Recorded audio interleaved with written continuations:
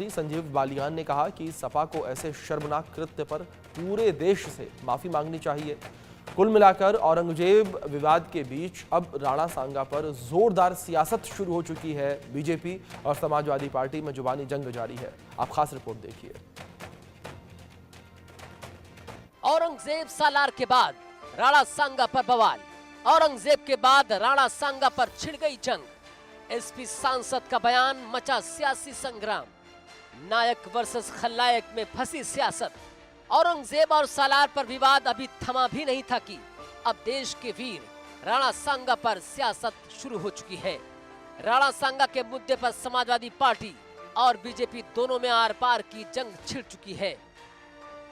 राणा सांगा पर समाजवादी पार्टी के सीनियर नेता और राज्यसभा सांसद रामजी लाल सुमन के बयान पर जमकर सियासत हो रही है। दरअसल राज्यसभा में रामजी लाल ने राणा सांगा को लेकर विवादित बयान दिया, जिसके बाद राणा सांगा पर सियासी संग्राम शुरू हो गया। सपा सांसद ने राज्यसभा में कहा कि इब्राहिम लोदी को हराने के लिए बाबर को राणा सांगा लेकर आए थे।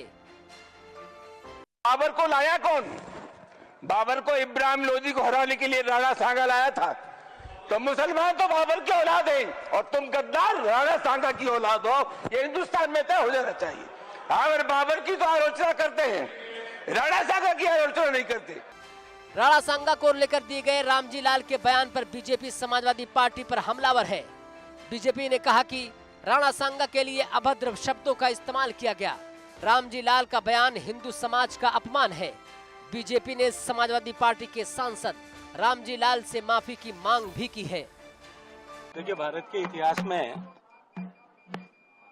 के इतिहास की समीक्षा करने वाले आने वाले आज नहीं 1000 साल तक जब कभी भी समीक्षा करेंगे तो कभी बाबर और सांगा दोनों को तुलना करके एक पलड़े में नहीं रख पाएंगे। महाराणा सांगा ने जो स्वतंत्रता की अलख जगाई थी, उसने भारत को गुलाम होने से तो बचाया ही था, लेकिन साथ साथ में भारत की संस्कृति को सनातन बनाए रखने में बहुत बड़ा योगदान किया था।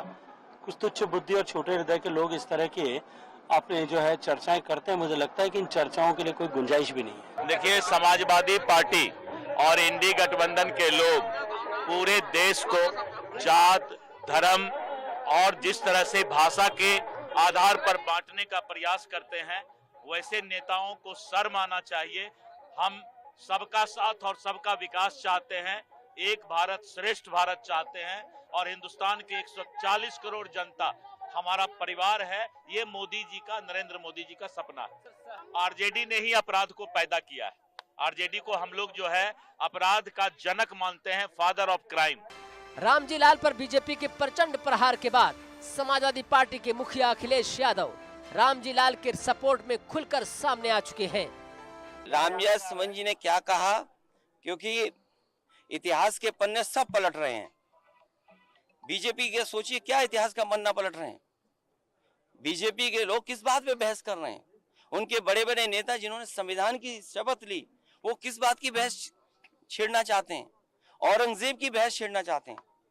तो अगर रामजी सुमन जी ने भी इतिहास का कोई पन्ना पलट दिया, जिस पन्ने में अगर इस तरह की भाव लिखा होगा, 200 साल पहले, 100 साल पहले हम लोगों ने तो इतिहास लिखा नहीं। इतिहास किसने लिखा है? इसलिए भारतीय जनता पार्टी से पूरे उत्तर प्रदेश की हमारी समाजवादी पार्टी की तरफ से निवेदन है कि इतिहास के पन्ने ना पलटें। विवादित बयान से रामजी लाल तो घिर गए हैं। उनके बयान पर जोरदार बहस भी छिड़ गई है।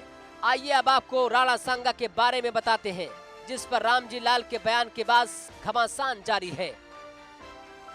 राणा सांगा मेवाड़ के महाराजाओं में से सबसे अधिक प्रतापी योद्धा रहे। राणा सांगा ने इब्राहिम लोदी को कई बार हराया था। राणा सांगा को बाबर के साथ युद्ध सबसे चर्चित रहा। राणा सांगा और बाबर का पहली बार आमना सामना 1527 को बयाना में हुआ। इसमें बाबर की बुरी तरह हार हुई। अपनी आत्मकथा बाबरनामा में बाबर ने खुद इस जंग का जिक्र किया। राणा सांगा ने खानवा में भी बाबर के खिलाफ युद्ध लड़ा था, जिसमें तीर लगने पर वो घायल हो गए थे। उन्होंने अपने जीवन काल में 100 से ज्यादा लड़ाइयां लड़ी। खानवा के अलावा किसी और युद्ध में उनकी हार नहीं हुई।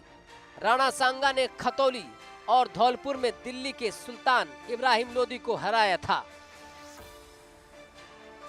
वैसे जिस हिसाब से राणा सांगा पर समाजवादी पार्टी के सांसद रामजी लाल के विवादित बयान से पूरे देश की राजनीति गर्मा रही है, ऐसे में लगता नहीं कि औरंगजेब विवाद के बीच राणा सांगा पर सियासी संग्राम भी जल्द खत्म होने वाला है। Bureau report, India news. फिलहाल वक्त ब्रेक का बन रहे हैं इंडिया न्यूज के साथ।